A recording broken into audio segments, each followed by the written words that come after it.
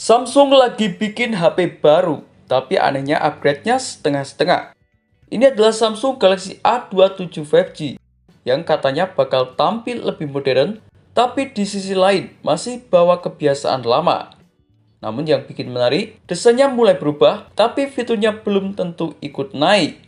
Jadi sekarang pertanyaannya, ini beneran upgrade atau cuma ganti tampilan doang? Dan yang paling penting di rentang harga 5 jutaan ini apakah masih worth it untuk dibeli? Kita bahas dari desain dan juga layar. Rumornya Samsung akhirnya bakal menggunakan layar punch hole display. Artinya bakal lebih modern, bezelnya jauh lebih tipis dan tampilannya lebih premium. Ini jelas upgrade dibanding dengan generasi sebelumnya yang masih water drop. Tapi jangan senang dulu karena ada satu hal yang masih tertahan. Fingerprint masih di samping, belum pindah ke dalam layar.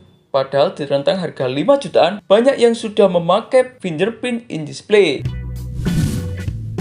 Sekarang yang kedua adalah dari segi performanya. Samsung Galaxy A27 5G bakal menggunakan chipset Snapdragon 6 Gen 3. Dipakai buat sosial media, multitasking, ataupun gaming ringan hingga menengah masih lancar.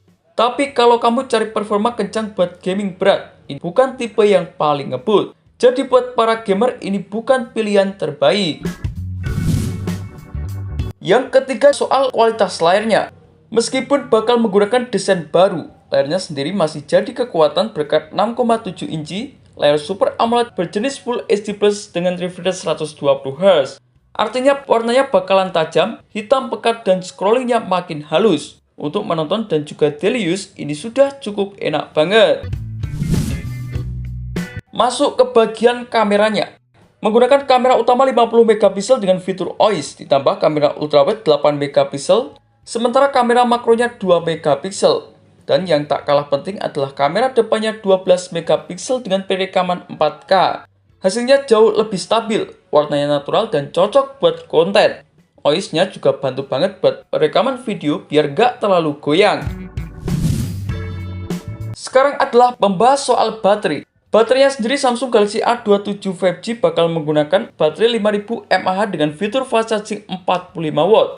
Dipakai seharian masih aman, chargingnya juga cukup cepat, meskipun bukan yang paling ngebut di kelas harganya. Jadi di sini adalah pilihan Samsung yang cukup standar.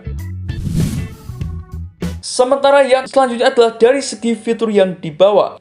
Fitur lain yang dibawanya pun cukup lengkap, meliputi dukungan jaringan Wi-Fi 6, Bluetooth 5.4, fitur NFC, gyro hardware. Tapi ada satu yang disayangkan, yakni speakernya masih berjenis mono.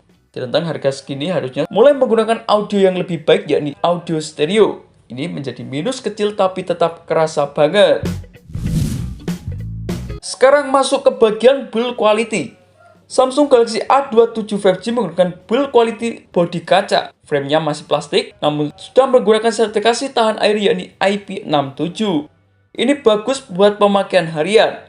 Dan yang paling kuat, sudah menggunakan OS Android 16 dengan tampilan One UI terbaru serta mendapatkan 6 tahun update keamanan.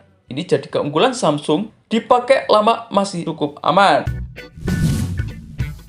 Nah, sekarang ini bagian yang paling penting. Samsung Galaxy A27 5G ini terasa kayak HP yang aman banget. Nggak jelek tapi juga nggak berani.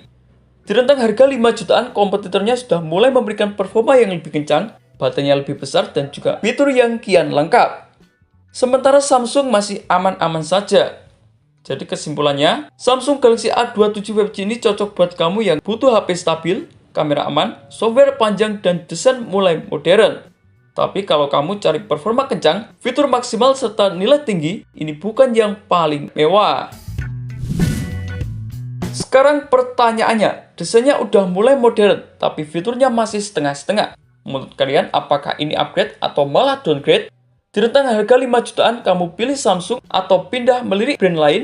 Tulis pendapat kalian di kolom komentar forum gadget. Terima kasih telah menonton video ini. Jangan lupa like, komen, dan share agar channel ini bisa terus berkembang.